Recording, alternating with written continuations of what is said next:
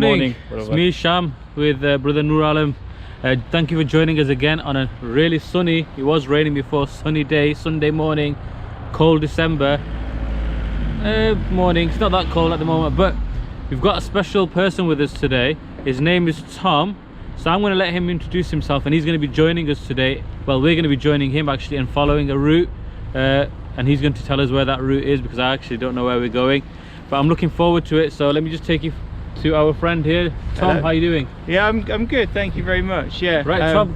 Right, okay, let me just get a bit closer so you can both get in. Yeah. Right, Tom, so just tell us a little bit about yourself and then where it is we're going to be going today. So my name's Tom, I'm a cycling and walking campaigner. We're going to be going to a place called Portland Basin, which is where two canals meet. It's near Ashton in East Manchester. Whoa. It's one of my favourite bike rides from here in Levenshulme.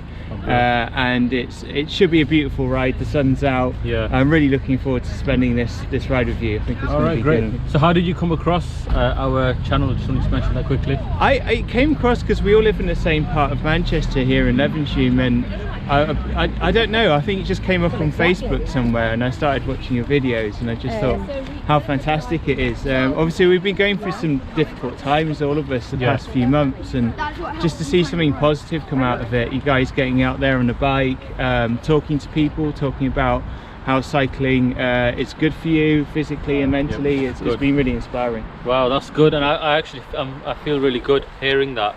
And I'm sure there's a lot of viewers out there that would actually be encouraged as well, and hopefully they can come out, especially that we've heard last night about people going into tier 4 and the lockdown during Christmas. You know, so there are going to be a lot of lonely people out there. So, you know, please, if you are like, you know, if you're feeling a bit down, if you don't have a bike, that's fine, just come out for a walk. You know, it's just good for your mental health, and then you can, if you want to, you can join us as well. You know, we're on the Levenshulme route. Just leave us a message and we'll try to join you on a bike ride or even a walk. All right, so should we go now? Let's go. Yeah. Just before we start, I was just going to show the viewers what type of bike you have. So you have a road bike.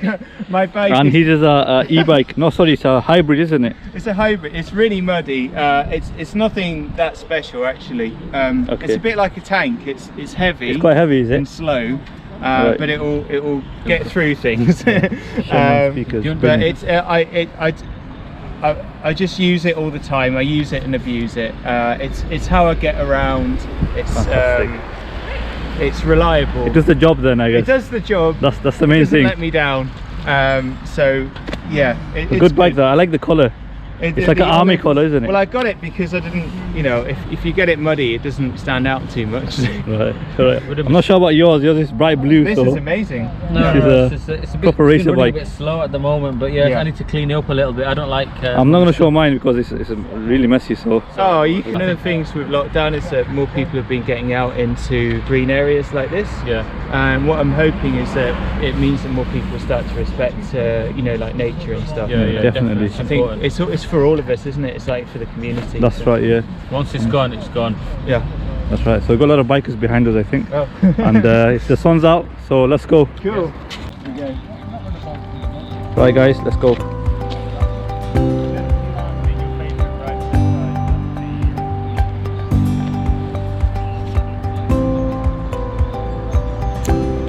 We set off now. Let's see how far this goes.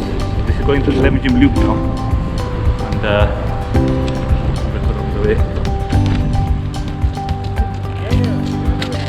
I've been like cycling around town sort of thing. So we're just about to. What's the area called we're going to? I'm not good at names. You probably know it. Portland Basin. Portland Basin. It's in Ashton, is it? In between Ashton and. It's right in the middle of Ashton. Right in the middle of Ashton. So I love routes like this. So I'm looking forward to this one.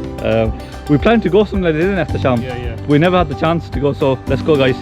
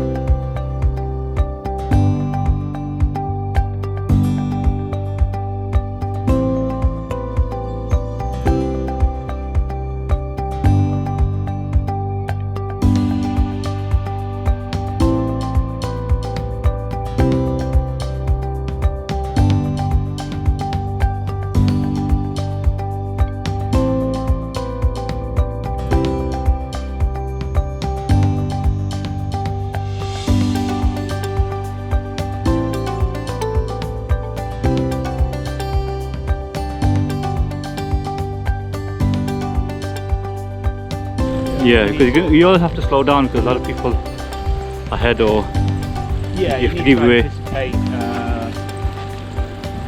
sort of the dog might run in your way or something. Exactly. Like that. And that's okay for everyone, isn't it? So, Yeah.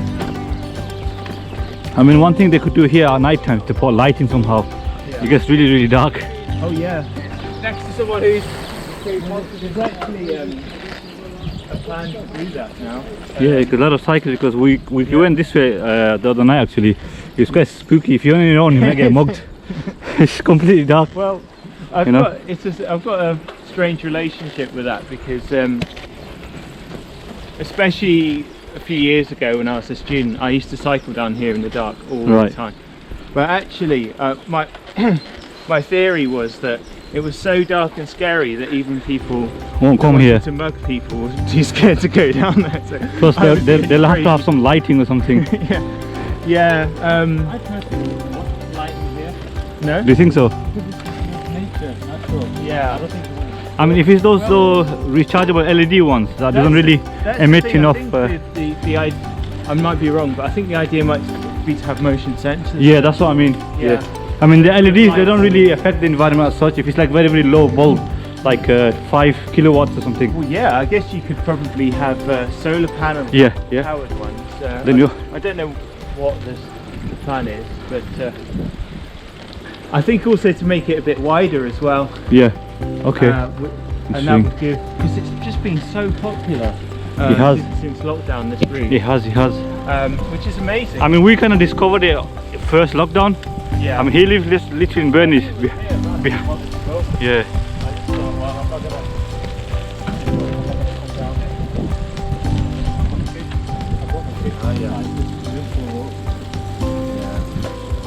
You live in the same part of Basin? I live on Burnley Lane. Just, you know, Albert Road, on the road. Yeah. Just go further and just on the left. So it's not far, it's about 5 minutes, 2 minutes away. Yeah.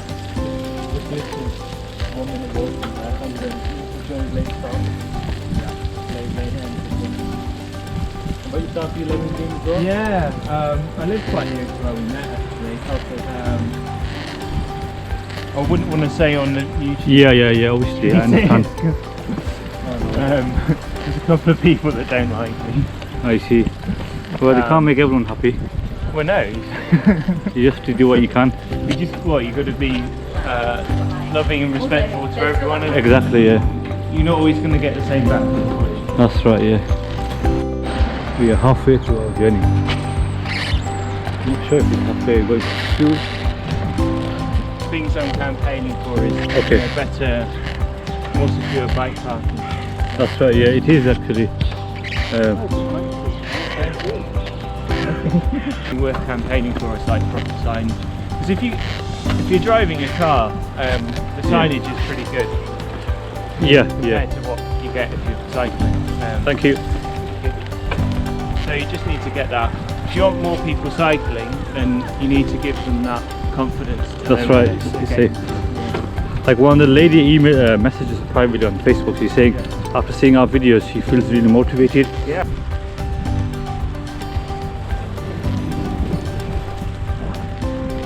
So we're in this loop still, going towards Aston. Yes, I am unfit, breathing heavily, but not bad. You're right at the back.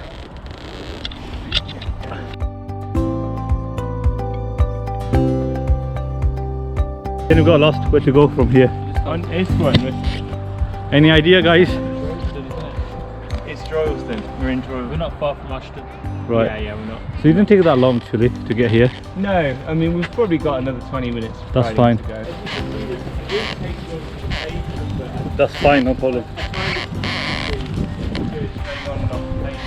Right. And the road's pretty quiet. So. Yeah, it's fine. This is alright. This confused me the first time I saw it. I was like, what does slow woods mean? It's all the way around. Get lost. Yeah. They just build them new, you see. But they do have, you see the signage. Yeah. I can see it.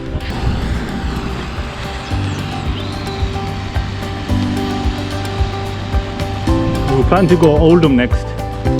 through A Road to past City Ground. You're going to cycle to Oldham? And then we're going to try to go to Bolton. Wow. Yeah, but most likely in the summer. It's a good route to Bolton. Is it? Yeah, I can let you know there at the time, but depends. If you want the off-road route, it's quite nice, quite a good one. I think. Okay. What's happened to me? Another place you can go off, mostly off-route, is Bury. Okay. Right, so we're gonna head right here. Right here, is it? Go on. Go on, give you away. Okay, right here, okay.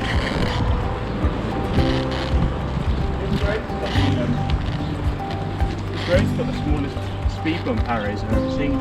It's here. More like a joyride. And the smallest speed bumps, they don't seem to be very high. I think it's just been resurfaced. You can see here, you can see Okay. the hills of the Peak District already, you know. Wow. And you basically, if you go this way, once you get onto the canal, you can go all the way to Leeds without going on a road. Wow.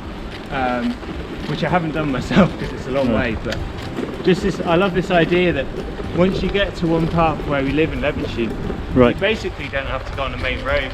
Yes. For maybe 50 miles. Right.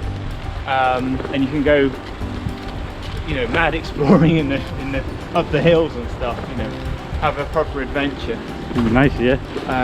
Much later, but I think we're gonna do it more in the summer. Yeah. Because obviously, I think we slow down a bit. Yeah, and okay. you probably want a mountain bike after 7. Yeah.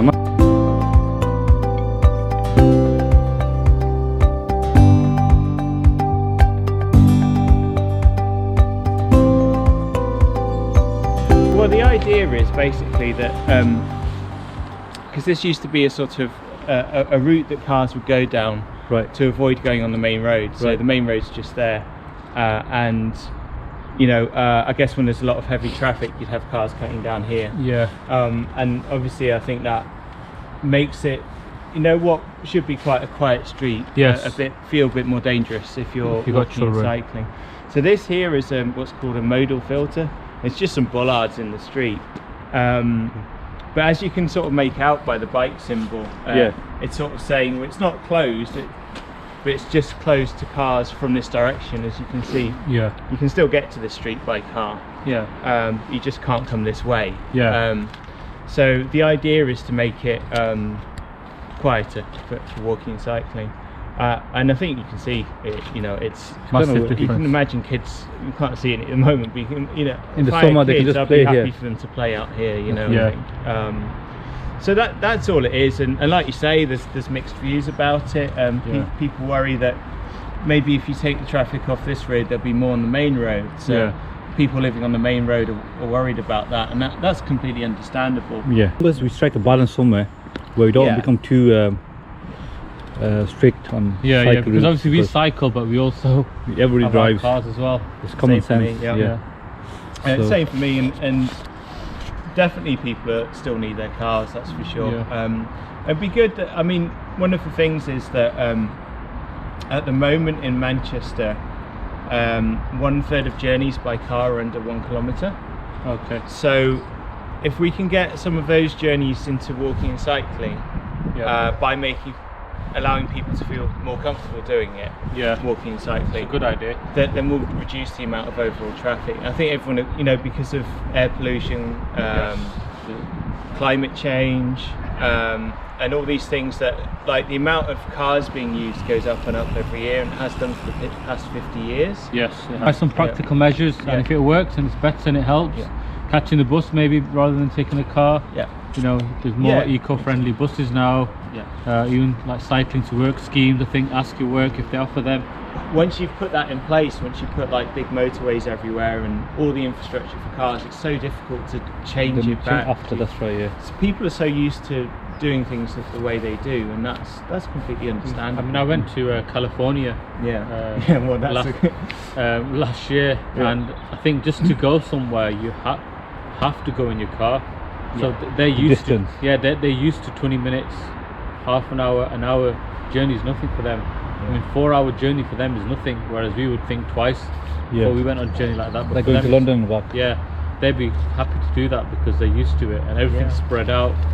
Yeah, and, that's a big difference. especially in the part of California that I went to, the Orange County, I think they called it.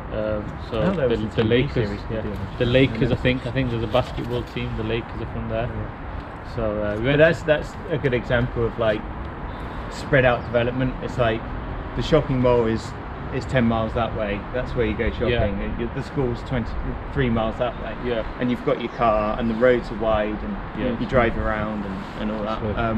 But it's a good point because it's not the same as the United States. It's not the same as Denmark. I think California. A lot of our streets are quite narrow, actually. Well, the size of California is the size of the UK. Right, exactly. So And we've got Beautiful.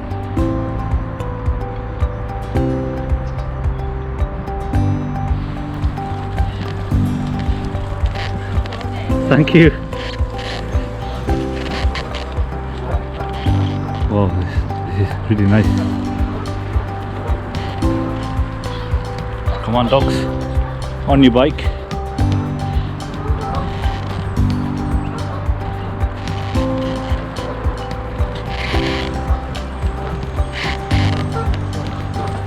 Thank you.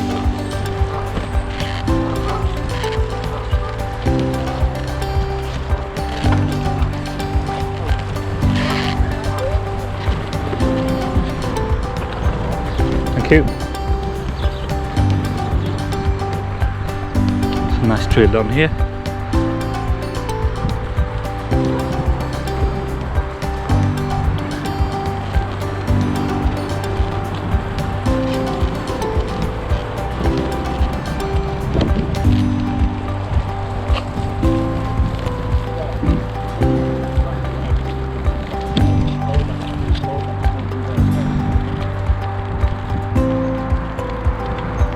Nice, isn't it, Tom?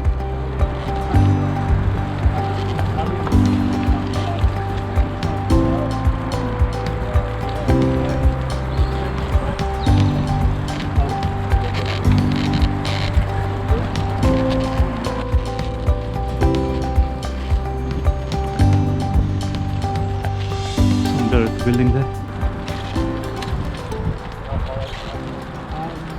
Yeah. Almost there. This is first time actually. I've never been this way before, so Tom guiding us there.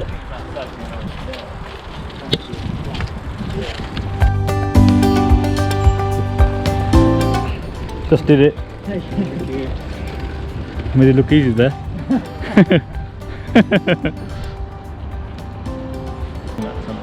Where would we go though? How would we get to carry on though? You'd have to go on a road over the hill. Just jump over. Yeah, I've never done it myself. Jump on a boat. Or you can jump on a boat. And this is the public road. The idea behind the YouTube channel, so I understand getting out there with your friend and stuff. Why did you want to record it and put it on the YouTube? Right. To be honest with you, that is Brother Nur Alam's idea. So I think you need to ask him that question. So basically, it's a good question actually. We thought about it. We used to do like a lot of jogging and walking. We realized we wanted to explore as well, and we discovered a lot of like you could say tunnels and bike routes and things. So we thought, you know what, let's go for a ride.